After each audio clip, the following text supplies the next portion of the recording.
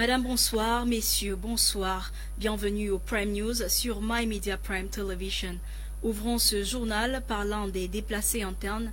Plus de 80 déplacés internes peinent à subvenir à leurs besoins fondamentaux. Du côté de Pendamboko, dans le Mungo, région du littoral, fuyant les exactions commises dans le sud-ouest, ces déplacés internes, composés principalement d'enfants, ont fait plus de 80 km à pied, partant de Bafaka Baliwe à la recherche de sécurité. Plus de précisions dans ce reportage. Pendamboko, situé dans le Mungo, région du littoral.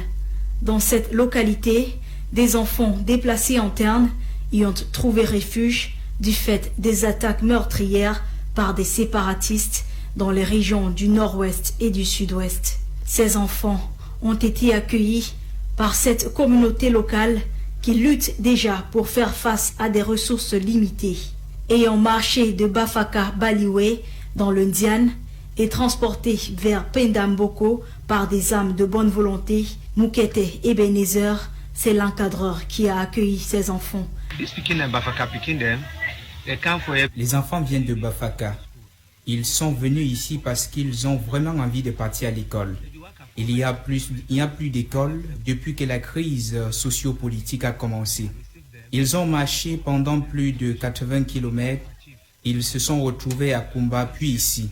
Je les ai reçus, puis j'ai informé le chef du village. On reçoit quelquefois les aides venant de la communauté de Bafaka, du chef et d'une fondation. Pour manger, je supplie vraiment de m'aider, car c'est pas facile de tous les nourrir. Leur repas quotidien, les beignets, mais difficile de nourrir toutes les bouches. Les contraintes de santé, alimentaire et même scolaire meublent la vie de ces populations.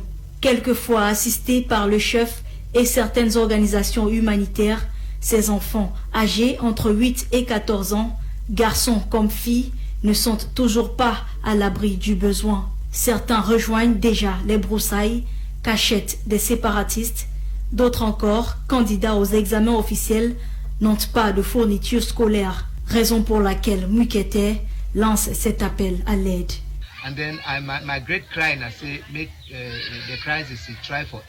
Mon plus grand souhait, c'est que la crise cesse pour que les enfants puissent retourner chez eux. Si la crise persiste, comment doit-on faire pour accompagner ces élèves qui sont en classe intermédiaire et même en classe d'examen? Nous avons plusieurs élèves en classe d'examen. En attendant des jours meilleurs, ces déplacés internes restent en situation de détresse tant que la crise sociopolitique qui sévit dans les régions du nord-ouest et du sud-ouest reste d'actualité.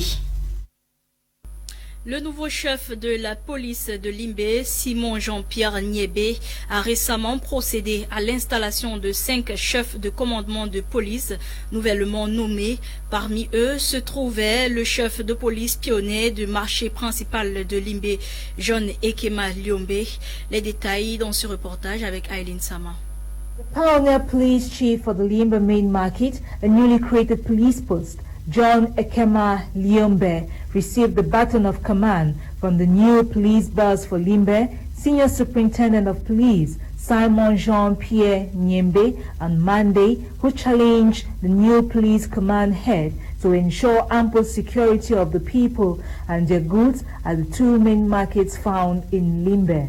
This move has been seen by pundits as one aimed at bolstering the security of Limbe town and its people as a whole. While carrying the installation rituals, the police boss for Limbe reiterated that his task shall be to maintain law and order within the market vicinity. It should be noted that Limbe has 2 main markets, which accommodates over 1,000 business persons, both big and small.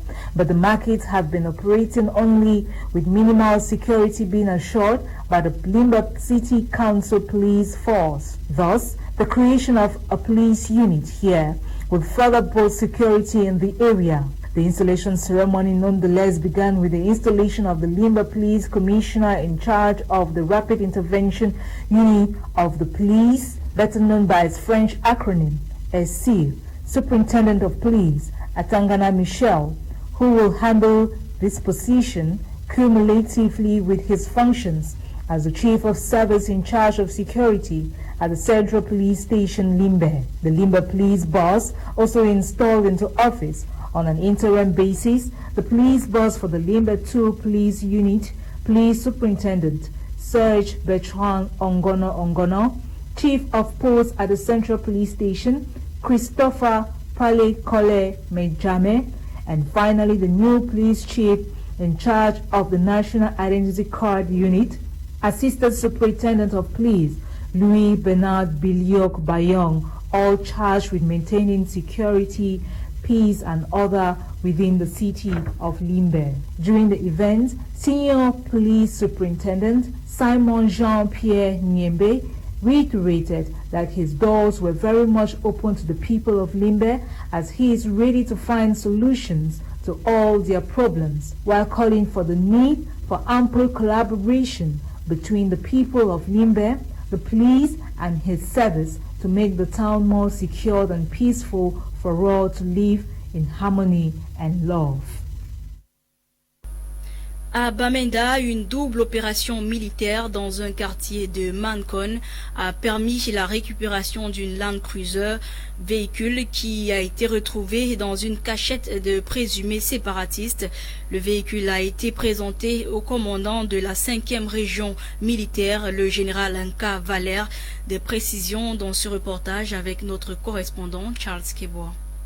A joint military operation today, April 20th, 2021, in the neighborhood of Nzimambe, Ntanka, Mancon, Bamenda, recovered a Land Cruiser from the hideout of some suspected separatist fighters. The vehicle was seized Saturday, April 17th, 2021, from a lady in a funeral home at Ngomogam, Bamenda. We were conducted from the Belgian 5. We got information concerning the stolen of the car, this car and other things in this area, which is very dangerous. So you plan operation and that you don't find the vehicle here. The Toyota Land Cruiser that belongs to the late husband of Mrs. Sarah Asongwe recovered was presented to the commander of the 5th Military Region, General Nka Valère, by the Legion Commander of the Gendarmerie Legion, Raymond Bom Bissau, who insisted the population's collaboration with the military to fish out hideouts of hoodlums or secessionists causing havoc to the population. Congratulating the military for a job well done recovering his late husband's vehicle, Madame Sarah Asongwe told the press all is to give glory to God. I'm really grateful.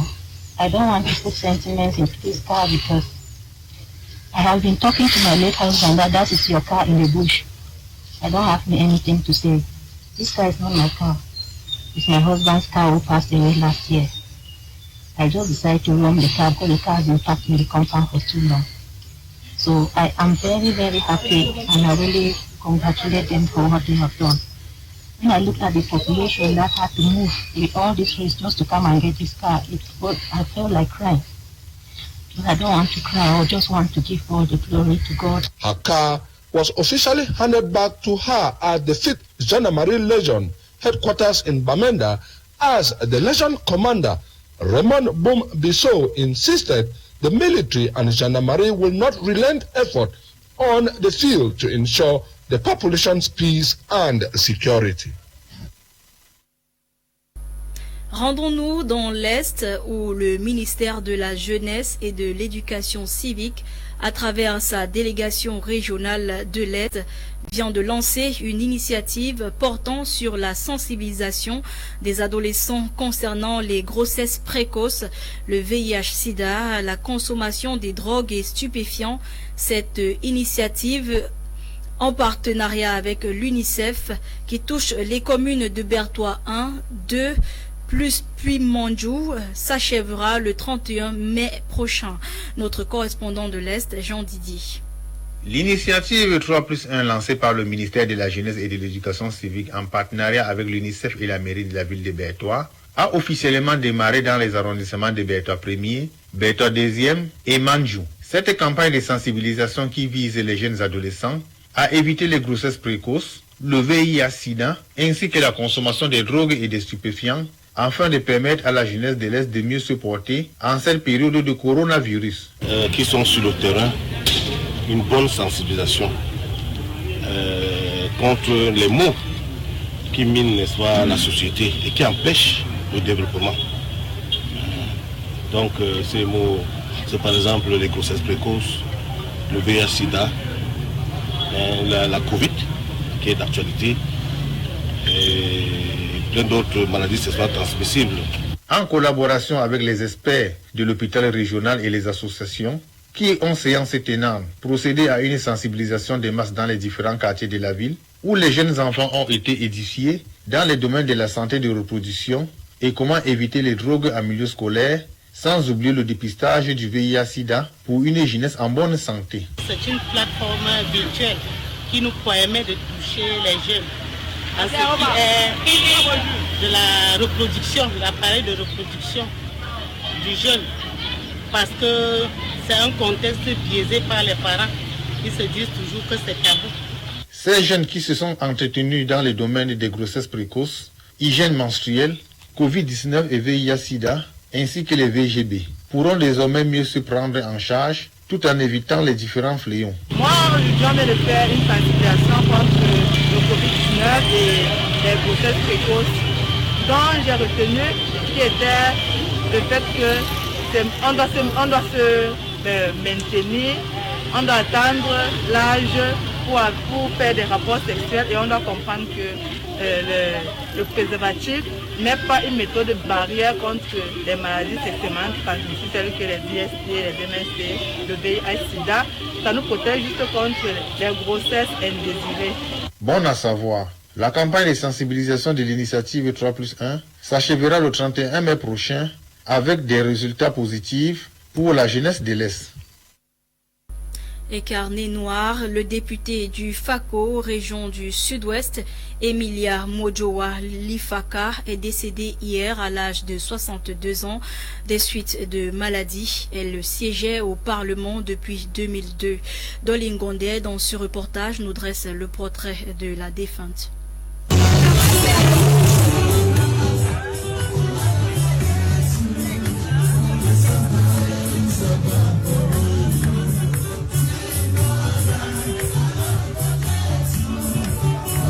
It was only this Saturday, April 17, 2021, that the now deceased Honorable Monjoa Emilia Lifaka was spotted celebrating her 62nd anniversary in a luxurious party she threw for herself.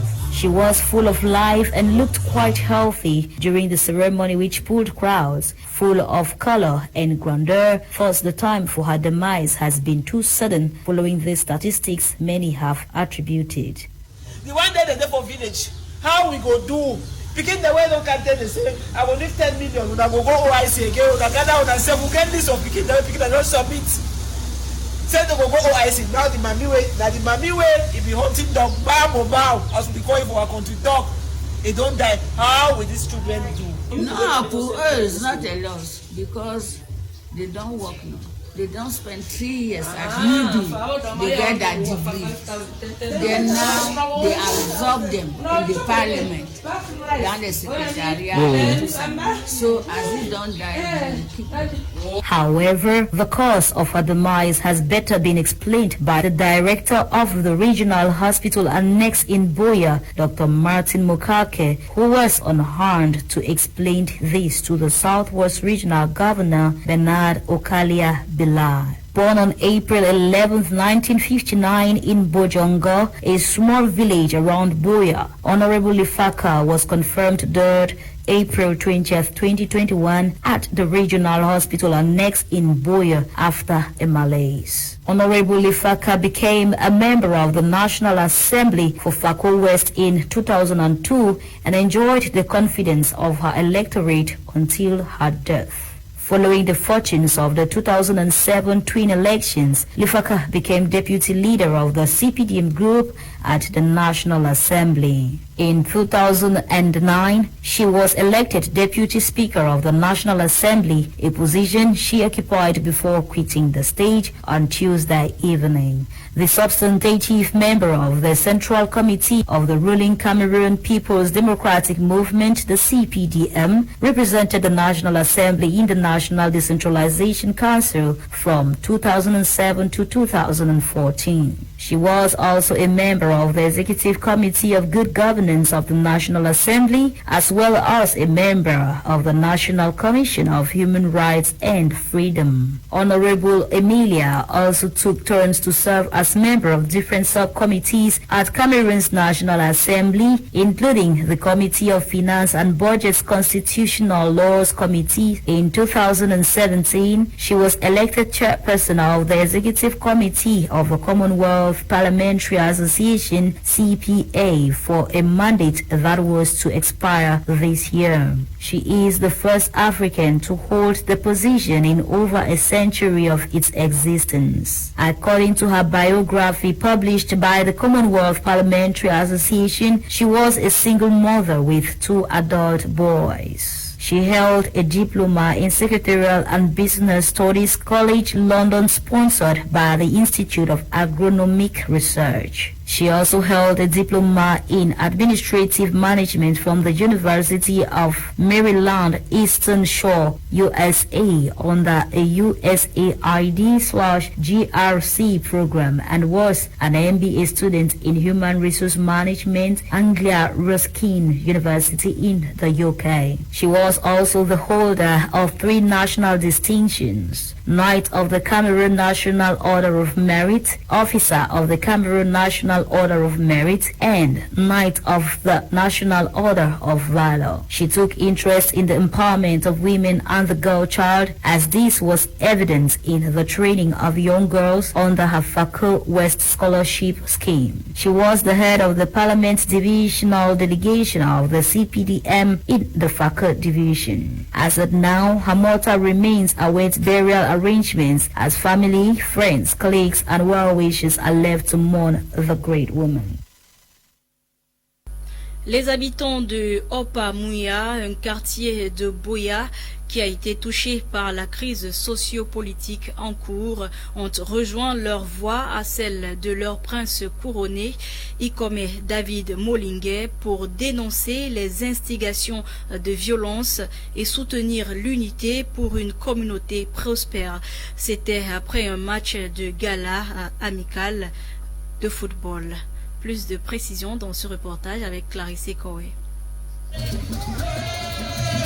Dressed in different traditional regalias and chanting songs in their vernacular to depict unity and living together. These are inhabitants of Opa-Mouya, a neighborhood in Boya, southwest region of Cameroon.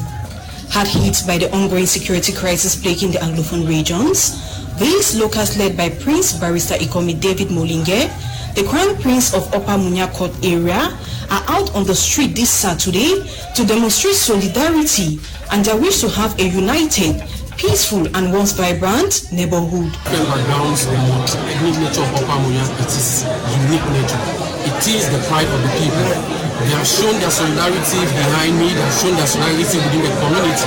And notwithstanding what is going on, they can stand as a group, they can stand as a unit to ensure that their vision, their goal and their purpose is being achieved through whatever means, in a peaceful way and in a way of democracy where the people will understand that they all have a sense of belongingness within the community. So also following the passing to glory of late Chief Molingué, the pioneer second-class chief of Opa-Mouya Court area, this gathering by these locals of Mouya was also a platform for them to know their crown prince and celebrate with him his professional achievement as a full-fledged barrister under the Cameroon law. It's my junior man, and I think it's not just about the family, it's about the community, because once you acquire knowledge, you come back to the community to try to create an impact to help the community, and I think that's what he is just doing. And as us like the people of Opa-Mouya, we are very proud about this, and that's why we see we are out here in our numbers to give him the support. The various speakers during this event also preach peace, while calling on the population to remain united and have a common sense of belonging, as no one is considered a stranger in as much as they are residents of Upper Munya. I will just urge the people of Upper Munya and the Munya Court area to stand very, very tall above the spirit of divide, and we have come to know that there are certain people who are out to preach for division. The locals earlier converged on the Catholic school Fi Munya, where they were entertained with a friendly football encounter between Market Square and Truck Union. À présent, ce fait divers où un dauphin a échoué sur les rives de la mer du côté de Limbé dans la nuit d'hier à aujourd'hui, la population déjà fortement présente sur les lieux voit dans cette découverte une manne divine. Dike Wardi nous en dit davantage.